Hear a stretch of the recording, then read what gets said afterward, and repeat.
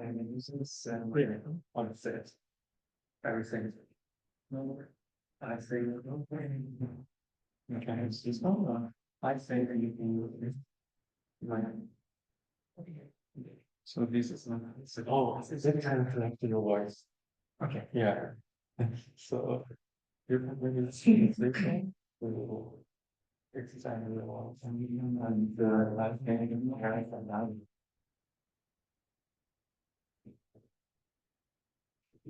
That's the thing.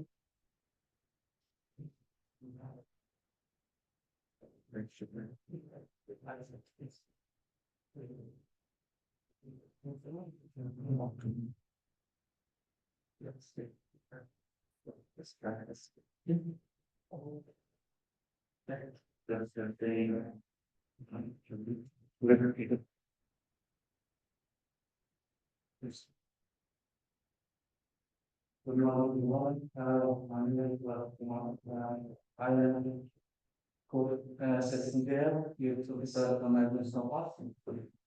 And first of all, I would like to introduce if it's open, because we have Keynote implementation of distributed energy system and network. So result, purpose is result within the electricity market and energy system planning at London University of Science and Technology in the Department of Electrical Energy.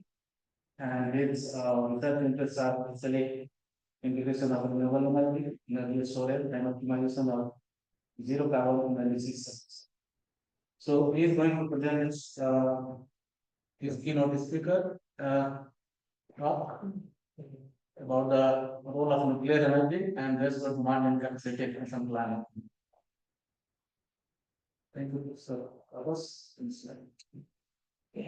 Thank you very much, and thank you everyone for showing up. I'm going to present work that has been done in a small project that we have in my university at NTNU back in Norway, which is called the Nuclear Energy's Role in a Renewable Energy System, which is consists of me as project lead and Martin Hjelmeland, postdoc researcher doing most of the hard work, and Jonas Snöland, who is also collaborating with us in this project. One of the motivations behind this project was to look a bit deeper into what kind of roles that nuclear energy can have in deep decarbonization scenarios, where I have been working a lot with all renewable scenarios and other combinations, but not too much into nuclear. So it's a very exciting project to dig into. The work that I present now has been published in a preliminary conference paper at the European Energy Market Conference earlier this year, and we also have a preprint out on a more in-depth analysis that I focus on in this presentation, which is published at the SSRN archives, and it's currently under review. So hopefully it will be fully peer-reviewed later this year. We combine in this work a theoretical analytic approach with large-scale optimization of energy systems. So the theoretical work is based on some analytical derivations that I and Odin Botterud from MIT has been working on since I think 5 years now. So we'll also tell more about these findings and continue the research on this topic in the afternoon session on policy. So that was the commercial for that session. Okay, so the other part of the motivation behind this study is the demand developments in the power system. Many industries are going to be decarbonized, and by that they need most of them need more electricity, either directly or through production of hydrogen. And here we have just printed statistical load curves over the year for different load types in Norway. We have the households and the different services. And then we have the secondary industry, the heavy industries that we see have a historically quite constant load over the year, while the household demands and other demands, they, at least in Norway, they follow the temperature, as we use a lot of electricity for heating, either directly or through heat pumps. But we see that industry, they demand a more stable supply. And then the question is, what will be the need for future industries if they're going to be decarbonized? Then we have cement, steel, ammonia, plastics, 4 pillars, I would say, of the society that use a lot of primary energy now, which emits a lot of CO2. More, about 25% of the CO2 emissions come from production of these products. So electrifying this means that we need a lot of new low carbon power supply. And the one big question is, of course, how flexible are these new consumption types if we are going to electrify them? And that depends on the cost structure of these plants. So if the variable costs are dominating the electricity costs, then that's an incentive to become more flexible, to follow the prices with load shifting.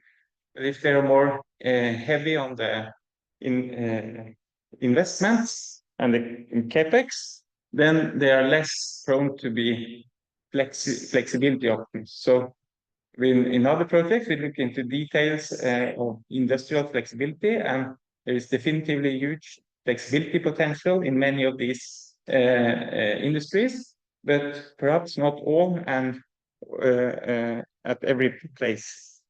And then we have another new load type that is connected to the development and data centers and the use of AI for a lot of different services, which is foreseen to drive and to become a huge power consumer. It already is, and it will be what we call a boom in energy demand. And of course, a big question there is how flexible will these new data centers for AI become? What is certain is that the AI functions will require a lot of electricity, and that is a challenge. Of course, AI used in the electricity sector will do a lot of good. So AI will also make it possible to reduce electricity consumption and of course operate the power system smarter and also fulfill climate goals. But it also creates an electricity demand itself that needs to be dealt with. And we've just published a paper in IEEE Access where we go into a bit detail of the cost structure of AI data centers, and the short story is that, at least according to our findings, these AI data centers, they are most economically efficient by operating more or less on full load hours, because electricity cost is quite a small part of the total cost. Okay, so that was a bit of the background for our baseload demand study. So what happens in the power system when the demand changes, the demand profile changes. So we have studied this first in a theoretical, with a theoretical model, no computer model, just equations where we have to find, where the job is to find the optimal capacity of, say, the basic building blocks of a power system: base plant, a peaker, a variable renewable energy unit to supply, in our case, simplified version, an inflexible load, which is represented by a load duration curve, where we just sort the load time series with the highest value first. So using, let's say, standard market theory approach, we can find, not too complicated, to find the optimal mix of the different resources in to supply this load. So the classical market theory considers how to combine different thermal power generators to supply the load curve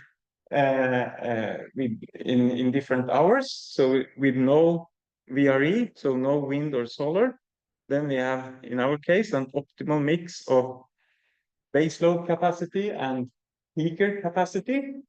And there will also be some hours which is denoted with XS, or the duration TS, then stands for the duration of load shedding. So in the optimal market solution, we will have some hours where we have to shed load for the cost of the value of lost load. So we get the price duration curve determined by the marginal unit in the system, which is then base load for some hours, the peaker, and some load shedding hours.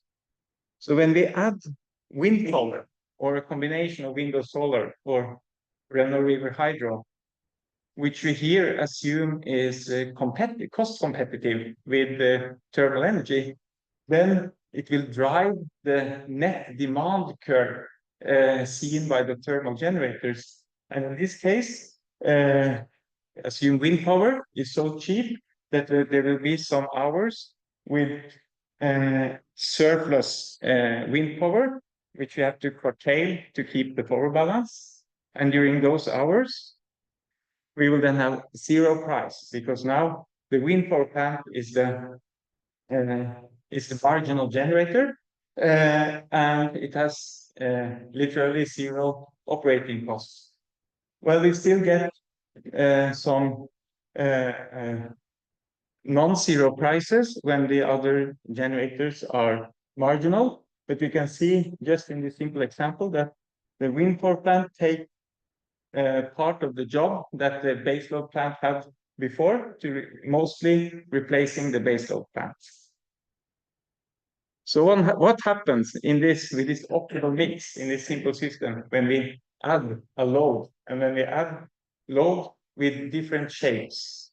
So if we just in the first run just add a load without installing any new power plants, what happens is that we have to operate the existing plants a bit more, and it will then reduce the number of zero price hours, because demand has increased, but no new generators have been put online. And what then happens is that, for instance, the wind power plant owners, they will receive more profits, because there will be more hours with non-zero prices, which is an incentive to build more. So how much more new wind power that will be built in this case depends on how the load is scaled upwards. So if we have a linear scaling, then we just get a new equilibrium with the same proportion of different generators as we had earlier. So the number of zero price hours remain constant. we can have a situation where the additional load correlates negatively with wind, then the number of zero price hours will decrease. It will be less profitable to invest in wind power. And on the other hand, if the load correlates positively with wind, the new load, then we will get the higher share of wind compared to the original case.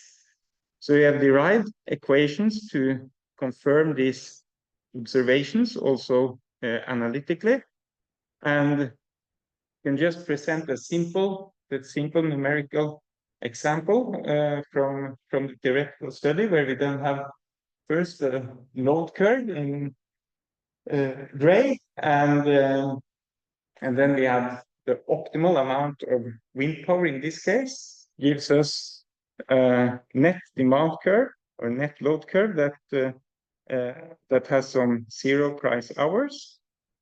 Now, just out of curiosity, we have then just sorted the wind production and the load with referring to the net load curve. So we see that the wind production, not surprisingly, is highest during those hours where we have zero zero prices. If we now just lift the load curve, what we call the BA, so it will be in Norwegian in my speaking, the BA, the base load addition of the load, we just lift the load curve.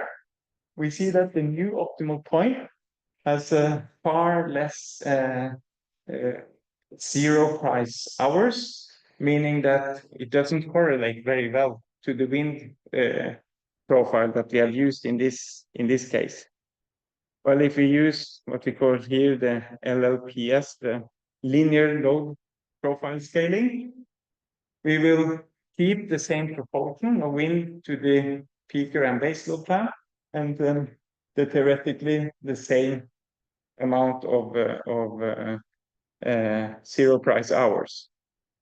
So if you just compare these scenarios in this simple example, we just use some example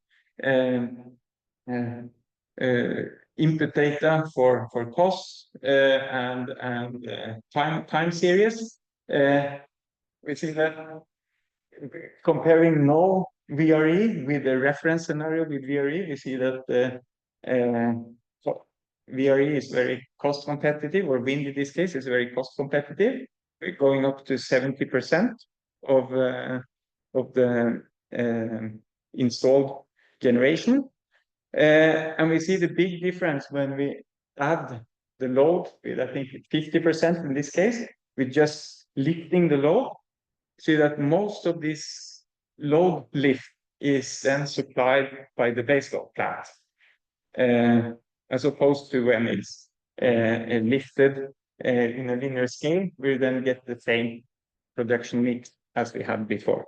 So that gives an incentive to study these say characteristics in a bit more detail, which we have done using a large-scale capacity expansion model called Open Empire that is primarily being developed at the Department of Industrial Economy at NTNU, which is a multi-stage stochastic linear model where we typically use this with investment periods of 5 years, and within these 5 years we have several outcomes for variable renewables to represent some stochasticity and uncertainty in the planning.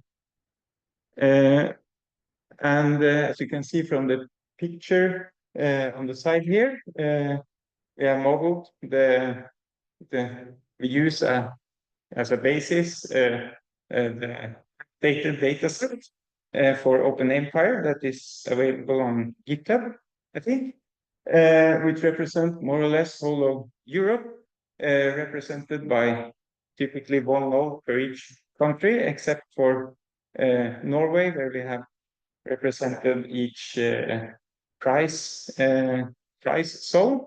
with some hydropower details.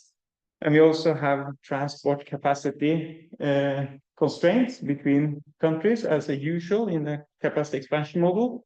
And the model also has the opportunity to invest in storage and transport capacity and then generation.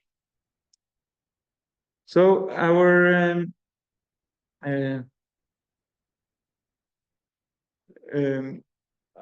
scenarios for load is just that we use either linear load scaling or base load addition in our scenario towards 2060. So we expect a large increase in load depending on the EU scenarios for decarbonization, which is then shown as quite different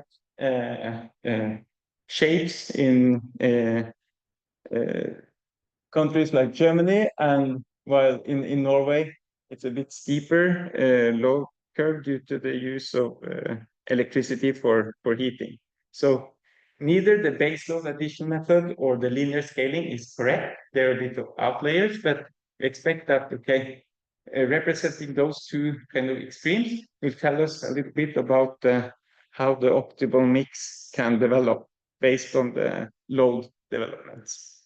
And then about nuclear costs, it's a large uncertainties in future nuclear costs. We have here compiled several references from US and Europe to produce a sensitivity analysis going from very low cost, 3,200 euros per kilowatt hour, up to high cost of 6,900 euros per kilowatt hour to cover a large range.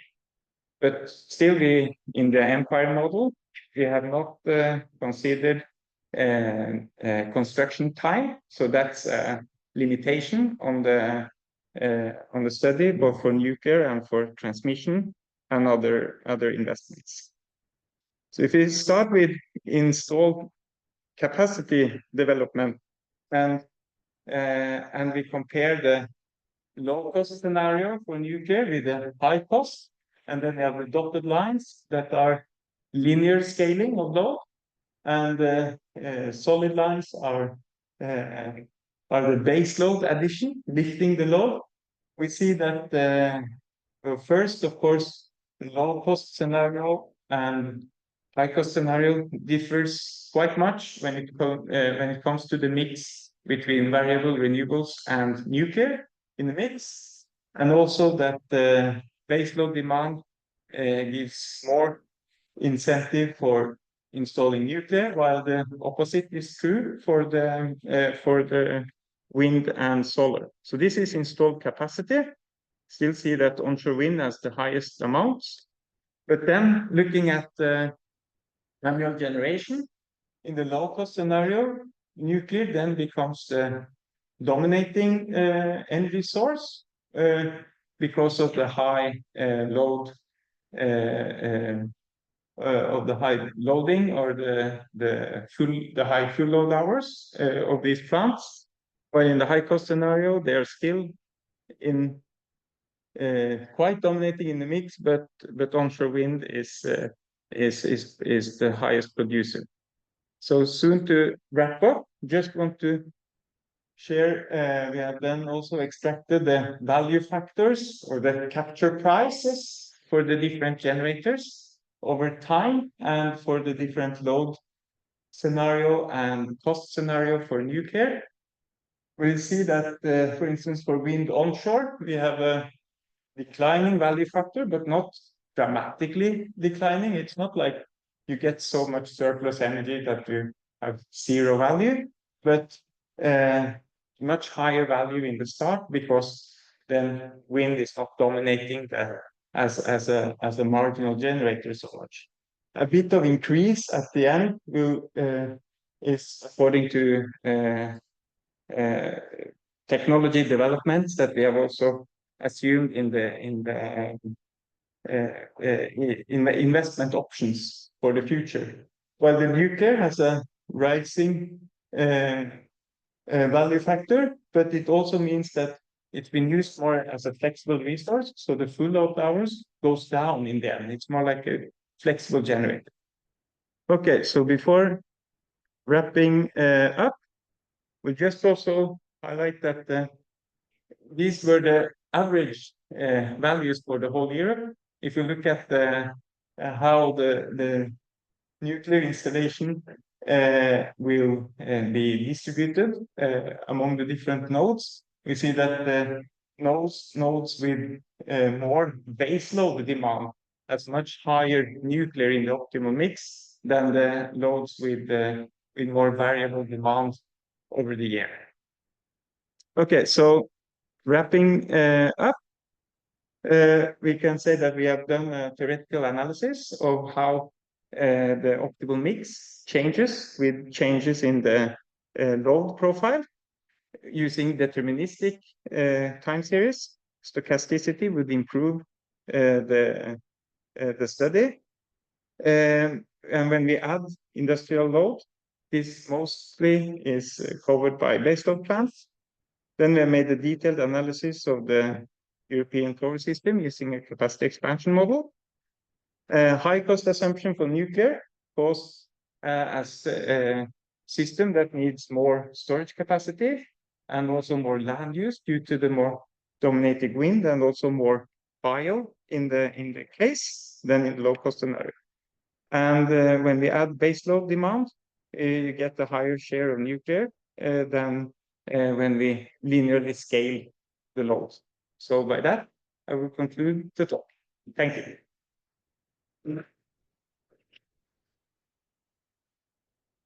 Thank you, Professor Magnus. Agriculture.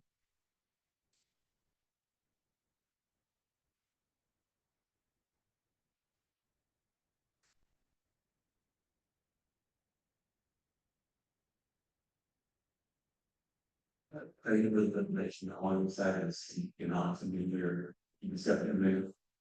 For your different scenario modelings, have you considered or are you aware of any studies where the variable renewable capacity out of the grid dispatch does not cut into the baseload, or at least the nuclear baseload?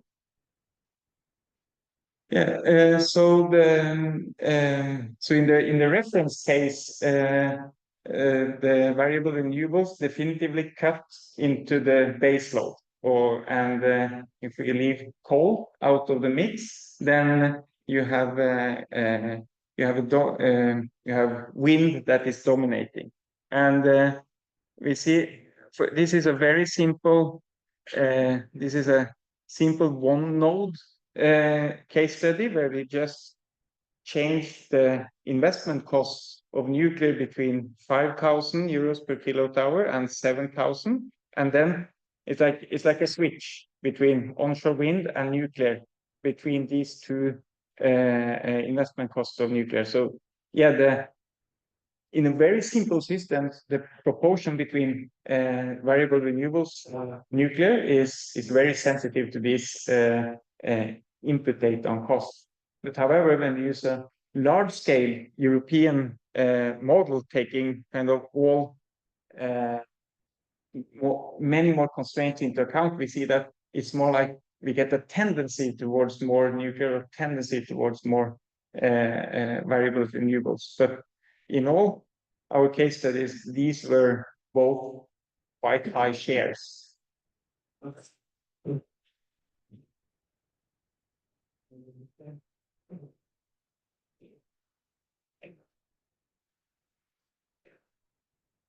Okay. Before proposing, I have one more questions. Just like you talked about data center energy consumption. Yeah. So still there is no very regulated the data centers.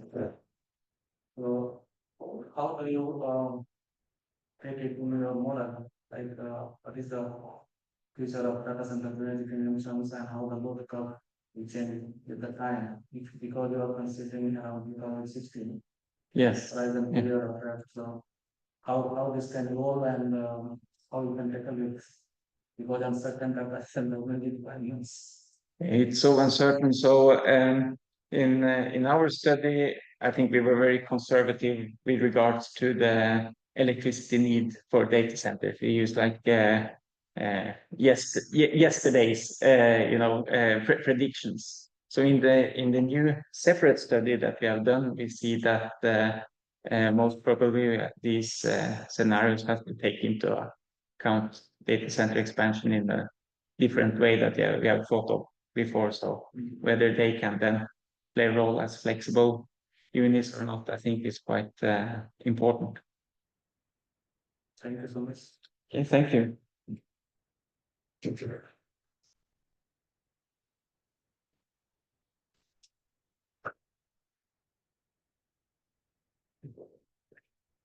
Yes, sure. Yes, okay. Next speaker is